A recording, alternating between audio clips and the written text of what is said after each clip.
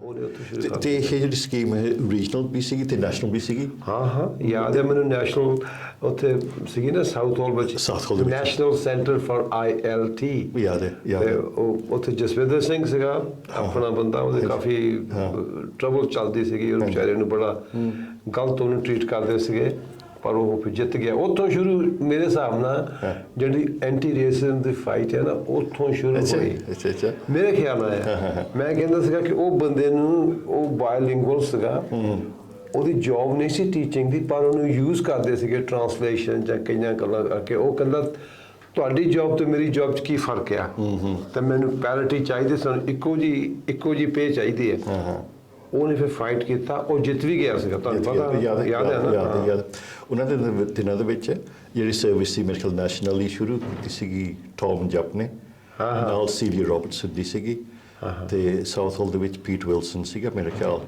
ਤੇ ਆਪਣੇ West Midland ਦੇ ਵਿੱਚ ਜਿਹੜੇ ਮੇਨ ਪਲੇਅਰ ਸੀ ਕਲਾਰਿਸ ਹੁੰਦੀ ਸੀਗੀ ਇੱਥੇ ਤੇ ਐਲਨ ਮਰੀ ਵੋਲਸੋਲ ਹੁੰਦਾ ਸੀਗਾ ਐਲਨ ਮਰੀ ਵੋਲਸੋਲ ਸੀਗਾ ਨਾ the main ones ਯਾਦ ਹੈ ਤੇ ਉਹਦੇ ਬਾਅਦ ਫਿਰ ਮੇਰੇ ਖਿਆਲ ਆਪਾਂ ਥੋੜ੍ਹੀ ਕੰਮ ਸ਼ੁਰੂ ਕੀਤਾ ਸੀਗਾ ਕਿ ਉਹ ਕੀ ਕਹਿੰਦੇ ਹੁੰਦੇ ਸੀਗੇ ਟ੍ਰੇਨਿੰਗ ਸੈਂਟਰਸ ਹੌਲੀਹੈਡ ਰੋਡ ਤੇ ਹਾਂ ਉਹ ਸਕਿੱਲ ਸੈਂਟਰ 'ਚ ਕੰਮ ਕਰਦੇ ਅਨਇੰਪਲੋਇਡ ਜਿਹੜੇ ਇੱਕ ਪਾਸੇ ਤਾਂ ਸਾਨੂੰ ਅਸੀਂ ਜਿਹੜੇ ਕੰਮ ਕਰਦੇ ਸੀ ਉਹਨਾਂ ਵਾਸਤੇ ਸਕੀਮ ਸੀਗੀ ਦੂਸਰੀ ਸਕੀਮ ਸੀਗੀ ਜਿਹੜੇ ਅਨਇੰਪਲੋਇਡ ਸੀਗੇ ਲੋਕ ਉਹਨਾਂ ਨੂੰ ਟੈਕਨੀਕਲ ਸਕਿੱਲ ਸਿਖਾਉਣੇ ਹੁੰਦੇ ਸੀਗੇ ਤੇ ਹੈਂਸਵਰਥ ਕਾਲਜ ਸੌਰੀ ਹੈਂਸਵਰਥ ਸਕਿੱਲ ਸੈਂਟਰ ਜਿਹੜਾ ਹੌਲੀਹੈਡ ਰੋਡ ਦੇ ਅੱਗੇ ਜਾ ਮਿਡਲ ਮੋਲ ਲੇਨ ਤੇ ਉੱਥੇ ਬਹੁਤ ਵੱਡਾ ਸਕਿੱਲ ਸੈਂਟਰ ਸੀਗਾ ਉਹ ਮੈਨੂੰ ਪਤਾ ਮੈਂ ਵੀ ਜਾਂਦਾ ਸੀ ਮੇਰਾ ਫਿਰ ਗੋਲਡਨ ਵੀ ਆਇਆ ਹੈ ਤੇ ਅਸੀਂ ਉੱਥੋਂ ਫਿਰ ਨਾ ਜਿਹੜੇ ਉਹ ਟੈਕਨੀਕਲ ਸਕਿੱਲ ਸਿਖਾਉਂਦੇ ਸੀਗੇ ਬੰਦੇ ਅਸੀਂ ਵਰਕਸ਼ਾਪ ਤਾਂ ਨਹੀਂ ਜਾਂਦੇ ਸੀਗੇ ਪਰ ਉਹ ਵਰਕਸ਼ਾਪ ਤੋਂ ਬਾਅਦ ਬੰਦਾ ਕੈਵਿਨ ਨਾਮ ਸੀ ਉਹਦਾ ਉਹ ਸ਼ਾਪ ਟਾਕ ਕਰਦਾ ਹੁੰਦਾ ਸੀ ਉਹਨੇ ਨਾ ਰੀਕੈਪ ਕਰਨਾ ਸਾਰੀਆਂ ਚੀਜ਼ਾਂ ਨਾ ਯਾਦ ਕਰਾਉਣਾ ਕੀ ਆ ਤੇ ਉਹ ਸ਼ਾਪ ਟਾਕ ਦਿੰਦਾ ਹੁੰਦਾ ਸੀਗਾ ਅਸੀਂ ਫਿਰ ਨੋਟਸ ਬਣਾਉਣੇ ਉਹ ਫਿਰ ਨੋਟਸ ਬਣਾ ਕੇ ਅਸੀਂ ਸਮਝਾਉਣਾ ਉਹ ਲੈਸਨ ਬਣਾਉਣਾ ਉਹਦੇ ਨਾਲ ਹੈ ਨਾ ਗੁੱਡ ਫਨ ਨਹੀਂ ਤੇ ਉਹਦੇ ਬਾਅਦ ਦੂਸਰੇ ਪਾਸੇ ਮੇਰੇ ਖਿਆਲ ਜਿਹੜੀ ਜਸਵਿੰਦਰ ਤੁਸੀਂ ਗੱਲ ਕੀਤੀ ਸੀਗੀ ਮੇਰੇ ਖਿਆਲ ILT ਦਾ ਫੋਕਸ ਵੀ ਚੇਂਜ ਹੋ ਗਿਆ ਸੀਗਾ ਹੋ ਰਿਹਾ ਸੀਗਾ ਲੈਂਗੁਏਜ ਤੋਂ ਛੱਡ ਕੇ ਕਲਚਰਲ ਅਵੇਅਰਨੈਸ ਛੱਡ ਕੇ ਫਿਰ ਥੋੜ੍ਹਾ ਬਹੁਤਾ ਰੇਸਿਜ਼ਮ ਅਵੇਅਰਨੈਸ ਬਾਰੇ ਵੀ ਟ੍ਰੇਨਿੰਗ ਕੀਤੀ ਸੀ ਨਾ ਯਾਦ ਹੈ ਨਾ ਤੇ ਮੇਰੇ ਖਿਆਲ ਉਹਨਾਂ ਦਿਨਾਂ ਦੇ ਵਿੱਚ ਆਪਣੀ ਜਿਹੜਾ ਫੋਕਸ ਇੰਡਸਟਰੀਅਲ ਸਾਈਡ ਤੋਂ ਛੱਡ ਕੇ ਸਰਵਿਸ ਇੰਡਸਟਰੀ ਵੱਲ ਪੈ ਗਿਆ ਸੀਗਾ ਮੇਰੇ ਖਿਆਲ national health service housing department ਜਿਹੜੇ ਸਟੈਚੂਟਰੀ ਆਰਗੇਨਾਈਜੇਸ਼ਨ ਯਾਦ ਹੈ ਨਾ ਹਾਂ ਉਹ ਮੇਰੇ ਖਿਆਲ ਸ਼ੁਰੂ ਹੋਈ ਸੀਗੀ racism awareness program unit I remember ਰਾਪੂ ਯਸ਼ ਪਟੇਲ ਹੁੰਦਾ ਸੀਗਾ ਉਹਨੇ ਟ੍ਰੇਨਿੰਗ ਕੀਤੀ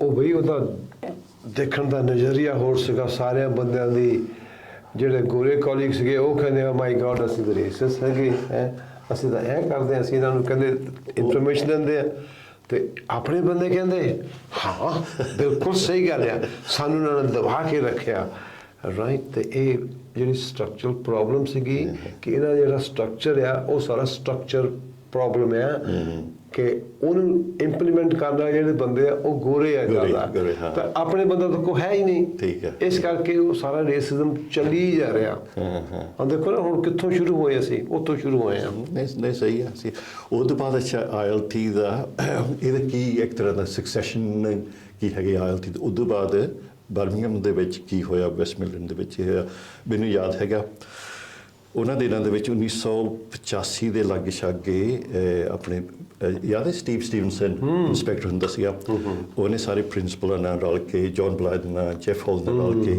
ਉਹਨੇ ਸੈਕਸ਼ਨ 11 ਫੰਡ ਵਾਸਤੇ ਹਰ ਇੱਕ ਕਾਲਜ ਵਾਸਤੇ ਸਟਾਫ ਦੇ ਯਾਦ ਹੈ ਤੇ ਹਰ ਇੱਕ ਕਾਲਜ ਵਿੱਚ ਮੇਰੇ ਖਿਆਲ ਤੁਸੀਂ ਵੀ ਸੀਗੇ ਮੈਂ ਵੀ ਸੀਗੇ ਬਾਕੀ ਹੋਰ ਵੀ ਕਾਲਜ ਸੀਗੇ ਤੇ ਉਹਦਾ ਤੁਹਾਡਾ ਕੀ ਖਿਆਲ ਹੈ ਉਹ ਸਕਸੈਸਫੁਲ ਸੀ ਉਹ ਪ੍ਰੋਗਰਾਮ ਤੇ ਮੇਰੇ ਖਿਆਲ 'ਚ ਉਹ ਜ਼ਿਆਦਾ ਸਕਸੈਸਫੁਲ ਸੀਗਾ ਕਿਉਂਕਿ ਨਾ ਮੇਰਾ ਰੋਲ ਜਿਹੜਾ ਸੀਗਾ ਮੈਂ ਗੈਰਟ ਗ੍ਰੀਨ ਕਾਲਜ ਚਲਾ ਗਿਆ ਸੀਗਾ ਤਾਂ ਮੇਰਾ ਫੋਕਸ ਸੀਗਾ ਜਿਹੜੇ ਬਲੈਕ ਐਂਡ ਏਸ਼ੀਅਨ ਪੀਪਲ ਹੈਗੇ ਉਹਨਾਂ ਨੂੰ ਨਾ ਬ੍ਰਿੰਗ them into ਐਜੂਕੇਸ਼ਨ ਕਿ ਉਹਨਾਂ ਨੂੰ ਐਜੂਕੇਸ਼ਨ 'ਚ ਲਿਆਓ ਰਾਈਟ ਕਿਉਂਕਿ ਉਹ ਬਹੁਤ ਪਾਰਟੀਸਪੇਸ਼ਨ ਰੇਟ ਬੜੇ ਘੱਟ ਸੀਗੇ ਤੇ ਵਿਚਾਰਿਆਂ ਨੂੰ ਫੈਕਟਰੀਆਂ ਜੋਬਾਂ ਜਿੱਦਾਂ ਦੀ ਮਿਲਦੀਆਂ ਉੱਦਾਂ ਦੇ ਕਰੀ ਜਾਂਦੇ ਸੀਗੇ ਪਰ ਐਜੂਕੇਸ਼ਨ ਵੱਲ ਆਪਣੇ ਬੰਦੇ ਬਹੁਤ ਘੱਟ ਆਉਂਦੇ ਸੀਗੇ ਤੇ ਉਹ ਮੇਰੇ ਹਿਸਾਬ ਨਾਲ ਮੈਂ 2 ਸਾਲ ਉੱਥੇ ਕੰਮ ਕੀਤਾ ਪਰ ਉਸ ਟਾਈਮ 'ਚ ਮੈਂ ਨਾ ਉੱਥੇ ਕੋਲਿਨ ਫਲਿੰਟ ਹੁੰਦਾ ਸੀ ਯਾਦ ਪ੍ਰਿੰਸੀਪਲ ਹੈ। ਤੇ ਟੋਨੀ ਹੈਨਰੀ ਉਹ ਡਿਪਟੀ ਪ੍ਰਿੰਸੀਪਲ ਸੀਗਾ ਅਸਿਸਟੈਂਟ ਪ੍ਰਿੰਸੀਪਲ ਸੀਗਾ।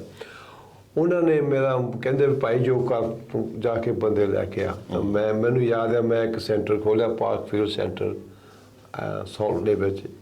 ਫਿਰ ਇੱਕ ਸੈਂਟਰ ਬੂਟਸ ਲਗੀਨ ਖੋਲ੍ਹਿਆ ਜਿੱਥੇ ਬੰਦੇ ਬੜੇ ਬੜੇ ਮੁਸਲਿਮ 250 ਬੰਦੇ ਮੁਸਲਮਾਨ ਆ ਗਏ ਰਾਈਟ।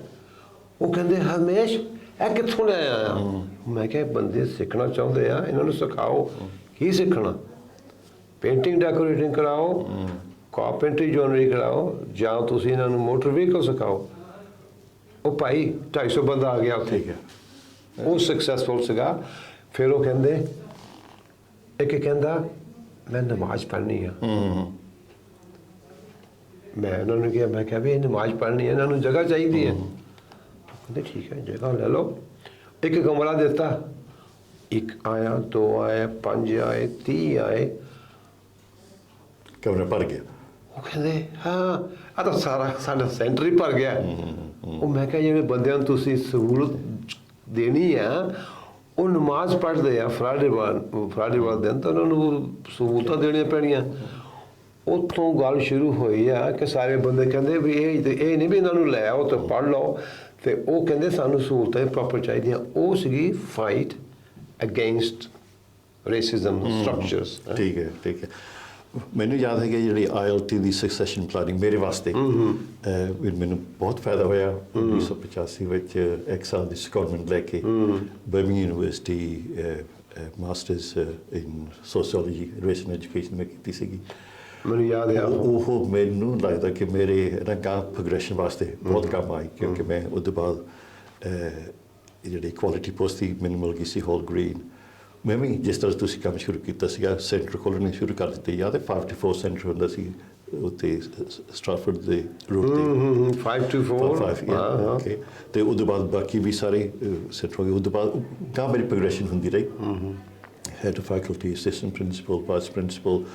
ਮੈਨੂੰ ਲੱਗਦਾ ਕਿ ਜੇ ਮੈਂ IELTS ਵਿੱਚ ਨਾ ਕੰਮ ਕਰਦਾ ਹੁੰਦਾ ਹੈ ਨਾ ਹੋ ਸਕਦਾ ਕਿ ਜਿਹੜੀ ਮੈਨੂੰ ਪ੍ਰੋਗਰੈਸ਼ਨ ਮਿਲੀ ਆ ਨਾ ਮਿਲਦੀ ਹੁੰਦੀ। ਸੋ ਭਰਾ ਮੈਂ ਤਾਂ ਹੈ ਨਾ ਤੁਹਾਡਾ ਬਹੁਤ ਧੰਨਵਾਦੀ ਹਾਂ ਕਿਉਂਕਿ ਜੇ ਮੈਨੂੰ ਸਾਡੂ ਦੇਸੀ ਨਾ ਮਿਲਦਾ ਤਾਂ ਥੋੜ੍ਹੀ ਜਿਹੀ ਯਕੀਨ ਨਾ ਹੁੰਦਾ ਤੇ ਕਲੈਰਿਸ ਮੈਨੂੰ ਨਾ ਲੱਭਦੀ ਹੈ ਨਾ ਮੈਂ ਕਿੱਥੇ ਹੋਣਾ ਸੀਗਾ। ਮੈਂ ਤੇ ਪੋਸਟ ਆਫਿਸ ਕੰਮ ਕਰਦਾ ਸੀਗਾ ਜਾਂ ਮੈਂ ਬੱਸਾਂ 'ਤੇ ਹੋਣਾ ਸੀਗਾ ਕਿਉਂਕਿ ਆਪਣੇ ਬੰਦਿਆਂ ਵਾਸਤੇ ਉਹੋ ਹੀ ਕੰਮ ਸੀਗੇ। ਪੜ੍ਹੇ ਲਿਖੇ ਜੇ ਹੋਏ ਜੋ ਉਹਨਾਂ ਨੂੰ ਕਹਿੰਦੇ ਜਾਂ ਪੋਸਟ ਆਫਿਸ ਕੰਮ ਕਰ ਲਓ ਜਾਂ ਬੱਸਾਂ 'ਤੇ ਕੰਮ ਕਰ ਲਓ।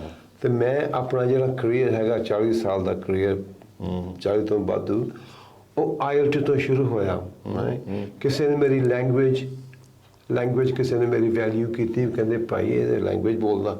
ਮੈਂ ਕਿਹਾ ਹਾਏ ਹਾਏ ਹਾਏ ਕਿਤੋਂ ਮੈਨੂੰ ਥੋੜ੍ਹੀ ਜਿਹੀ ਬੰਗਾਲੀ ਆਉਂਦੀ ਆ। ਉਹਨਾਂ ਨਾਲ ਬੰਦਿਆਂ ਨਾਲ ਗੱਲ ਕਰ ਕਰਕੇ ਚਾਂਸਿਸ ਬਹੁਤ ਮਿਲ ਗਏ। ਚਾਂਸਿਸ ਬਹੁਤ ਮਿਲ ਗਿਆ। ਮੈਂ ਥੋੜ੍ਹੀ ਸਟੱਡੀ ਕੀਤੀ ਸੀ ਇੱਥੇ ਜਦੋਂ ਮੈਂ ਮਾਸਟਰਸ ਦੀ ਪ੍ਰੋਗਰਾਮ ਕੀਤਾ ਸੀਗਾ।